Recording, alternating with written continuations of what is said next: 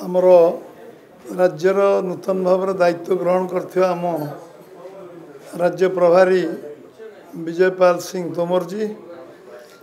आम राज्य उपसभापति गोलोक भाई, गोलोक प्रसाद महापात्र, उपस्थित समस्त विधायक बंधु समस्त अच्छा विलंब होता कारण दुख प्रकाश करी, कारण आम राष्ट्रीय सभापति कार्यक्रम रहा कारण विलंब हो सांबादिक सम्मिलनी आमको आम व्यवस्था अनुसार 7:15 था। ये एक ऐतिहासिक परिवर्तित राज्य कार्यकारी कमिटी बैठक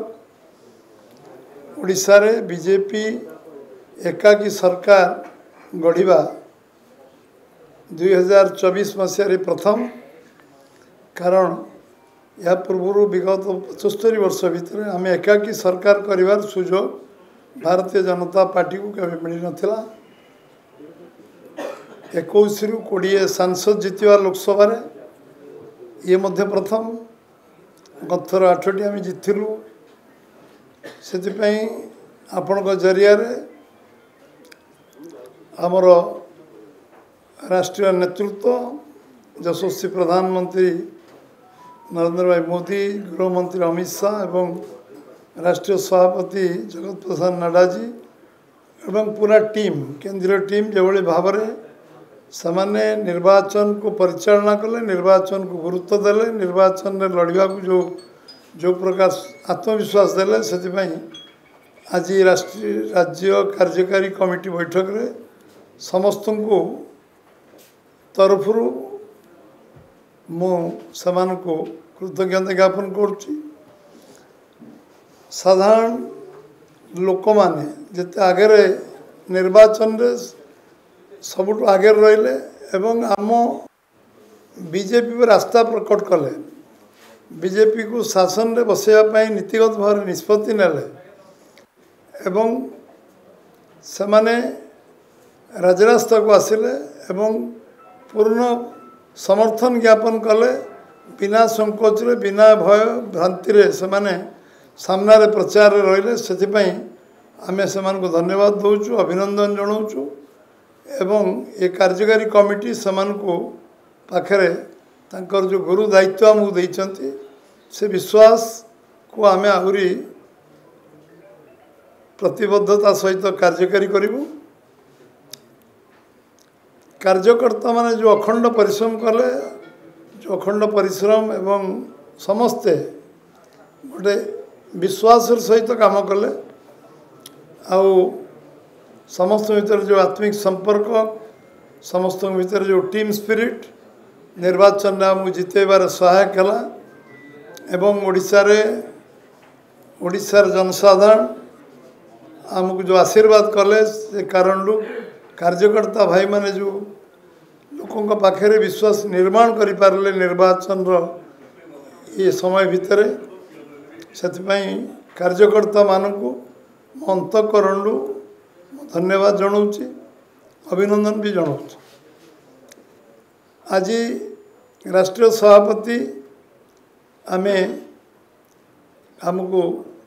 से संतोष प्रकाश करचंती। सरकार हबार केते घंटा भितर भारतीय जनता पार्टी तार संकल्प पत्र को जो भाव कार्यकारी करिवार कमिटमेंट प्रतिबद्धता देखी एवं आमे चारि द्वार खोलिवार जो संकल्प पत्र आमे करिथिलु एवं आमे 500 कोटी रिवॉल्विंग फंड जगन्नाथ कौन से अर्थर अभाव रही व्यवस्था 31 धान क्विंटाल आम कही कार्यकारी करने निष्पत्ति ओथ नबार घंटे भितर सुभद्रा योजना बाबद निष्पत्ति ये को कार्यकारी करवा 6 घंटा भितर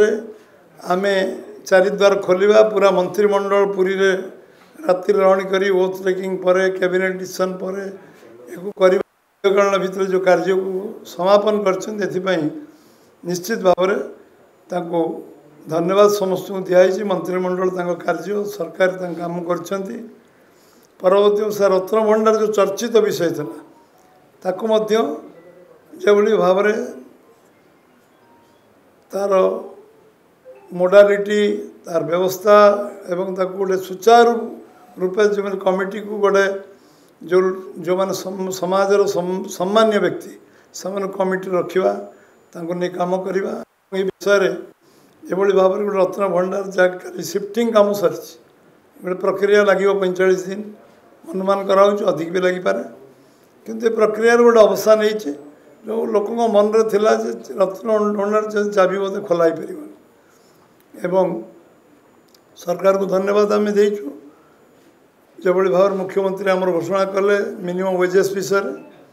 एवं कि जुगान्तकारी निष्पत्ति आम संकल्पपत्र अनुसार नहीं कार्यकारी कमिटी बैठक रे समस्ते आज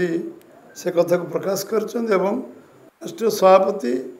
संकल्पपत्र गोटे गोटे गोटे गोटे शब्द ताको कार्यकारी करा ए कथा नीतिगत भाव निष्पत्ति नियाई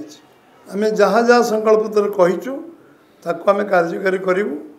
एवं ये 100 दिन भितर सब विषय गोटे नीतिगत निष्पत्ति आम ग्रहण करवा